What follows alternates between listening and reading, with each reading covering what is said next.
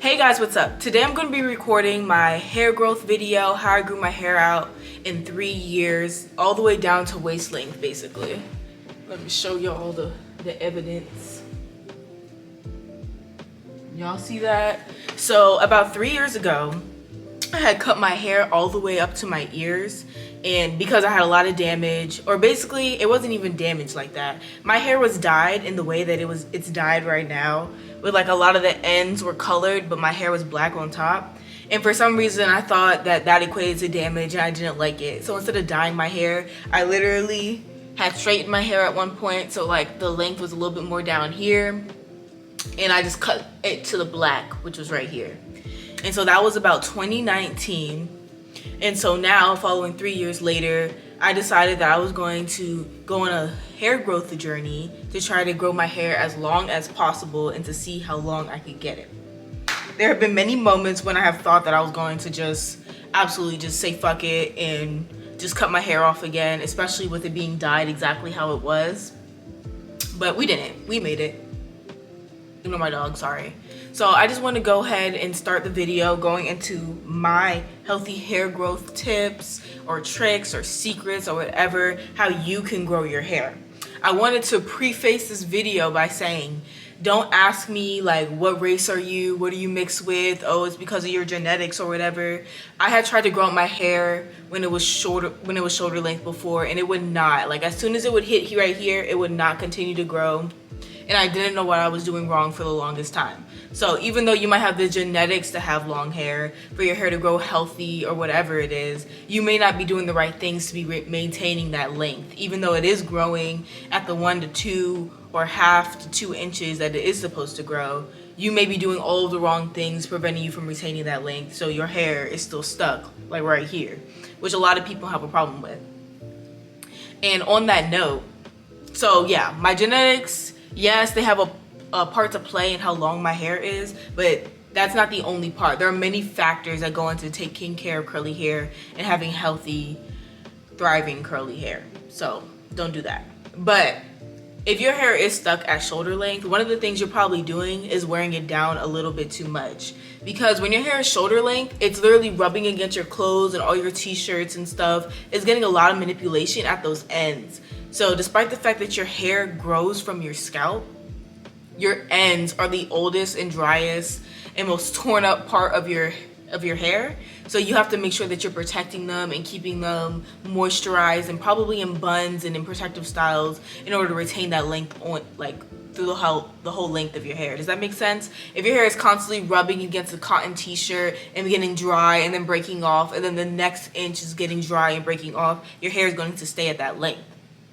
Because the curls are cute, I understand, but sometimes you gotta just do a bun, a loose little bun to help your hair get past that length. And then when your hair gets to about this length, like bra strap length or whatever, then you can start to wear it down a little bit more because those ends aren't directly rubbing on your shirt and stuff, so it won't cause as big as an issue. I hope that makes sense. But anyways, let's get into some of these tips and tricks. So the first one is to make sure that you moisturize your hair. Making sure that your hair is moisturized is the #1 priority in order to grow your hair healthy and strong. If that shit is dry, it's gonna break off. It's not gonna look healthy, it's not gonna look cute, and your ends are just gonna be falling all over your counter. So what you need to make sure you do is every couple of days, I'll spray my hair with my spray bottle, and it's mixed with oh, my mom's sending me videos. Mom, oh my God, you're interrupting my video. But anyways, I make sure I get my spray bottle every couple of days with some leave-in conditioner, and I'll spray my hair focusing on my ends. And then I'll grab my leave-in conditioner and I'll lather up my ends first, and then I'll move up the shaft of my hair, making sure that I focus on my ends when I'm applying all of my products. And that will make sure that the most dry and brittle part of your hair is getting most of the love, most of the moisture, and that, you know, you're gonna be looking cute. All right? So that's #1. The next one is what I was talking about earlier, which is the low manipulation, making sure your ends and your hair overall is protected. So what I was doing for the major summer that my hair grew was I was making sure my hair was in a bun or something. Like, one, it was hot as hell, and I didn't want my hair to be touching my shoulders or anything because it was too hot. So I would literally put all my products in my hair, slick it back, I would oil up my scalp too with some olive oil and stuff, slick my hair back, put it in a bun and go. And all of that heat and moisture, my hair would just be so soft. Even when I took it out, I could just take it out and, you know, do what I wanted to do. But I would always make sure that my hair ended up back in that bun for the majority of the time. Do you understand what I'm saying? And making sure that the bun's not too tight so that your edges aren't like disappearing, you know, because you're trying to fix one problem, don't create two trying to fix one. You get what I'm saying? So just making sure that you're taking care of it, making sure that it's braided up most of the time or in buns. And then when you want to go out and do stuff, you could take it down and wear it how you want, but just make sure the majority of the time that your hair is protected. And I know that doesn't sound fun. You may want to do all these cute little hairstyles and stuff, but you'll thank me later when your hair is long and flourishing and you can wear it out longer, more so, because it's not getting that manipulation in your shirts and stuff. Okay, so leading into that, I kind of mentioned it earlier, but I still do a lot of scalp massages, especially when I'm doing my weekly wash day routine or my weekly deep conditioning routine or whatever. I make sure that at the end of it, I get my olive oil and I'll just massage my scalp for a little bit. You know, listen to the music, you're chilling, you probably got a face mask on because it's like Sunday. You know, you're doing your thing. Just get that oil and just make sure that you're massaging your scalp, focusing on the top, just doing it for as long as you feel comfortable for.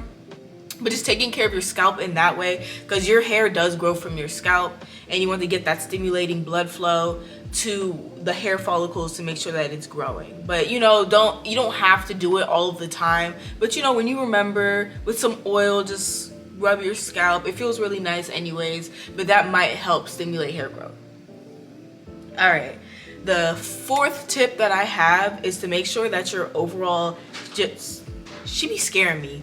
Just make sure overall that you're taking care of yourself, that you're healthy and that you're thriving in the best way possible. And I mean that both physically and mentally. Physically, obviously, if you're stressed out, if your eating habits are bad and you're not getting all your nutrients and all of your vitamins, then your hair is not going to grow in the way that it needs to, because you're not providing your body with what you need to provide it with. Does that make sense? Like, you know, there's biotin in broccoli, there's biotin in, I don't know, spinach maybe, I'm not entirely sure, but I know it's definitely, oh no, there's definitely biotin in almonds, that's what it is. And I think honestly, that might be a major part of why my hair grew. Sorry, excuse me. That might be a major part of why my hair grew, because I drink a lot of almond milk with everything. I put it in my coffee, I make it in my oatmeal, I eat it with my cereal. So switch to almond milk. It might be the key. It might be the for real key, because I'm just saying. There's biotin in almond milk, so that might be it.